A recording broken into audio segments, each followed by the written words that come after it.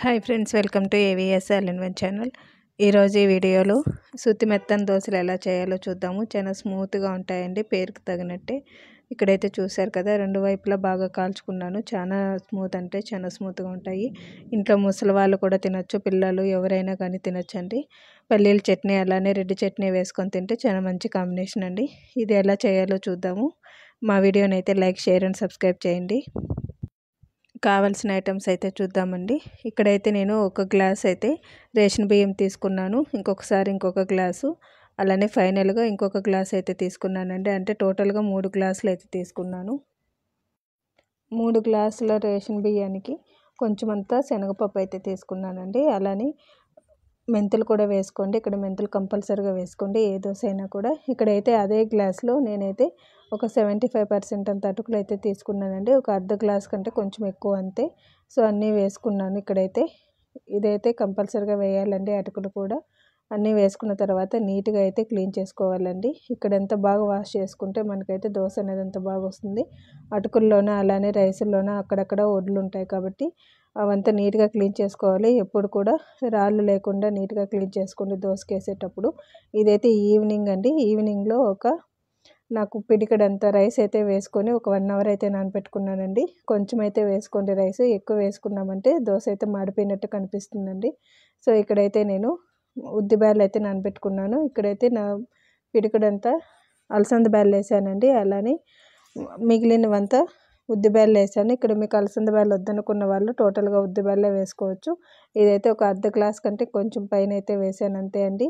ఎక్కువగా ఈ దోశకైతే ఉద్దిబ్యాళ్ళు అనేది ఎక్కువగా పట్టవండి.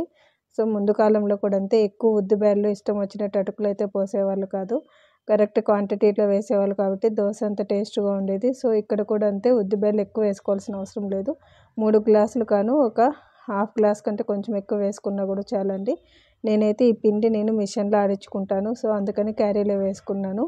ఇక్కడైతే పిండి ఎప్పుడు కూడా పులియబెట్టే ముందు బాగా అంతా మిక్స్ చేసి పెట్టుకోవాలి. ఇక్కడైతే నేను సపరేట్ పాత్ర తీసుకొని అందులో కొంచెం అంత సాల్ట్ అయితే వేసుకున్నాను. ఈ దోశకు సోడా కూడా అవసరం లేదండి, కానీ దోశ అంటేనే సోడా వేయాలి అనేది పెట్టారు కాబట్టి ఒక చిటికెడంతా సోడా వేసుకొని ప్యాన్ పెట్టుకొని వేడి చేసుకోవాలి. వేడి చేసుకున్న తర్వాత కొంచెం అంతా నీళ్ళు చిలకరించుకొని వాటిపైన దోశ వేసుకుంటే చాలండి. ఇక్కడైతే ఎక్కువ ఆయిల్ కూడా వేసుకోవాల్సిన అవసరం లేదు, నాన్ స్టిక్ కాబట్టి నేనైతే ఎక్కువ ఆయిల్ కూడా వేయలేదండి. దోశకి ఎప్పుడు కూడా మధ్యలో కంటే చుట్టూరా ఆయిల్ అనేది వేసుకోవాలి.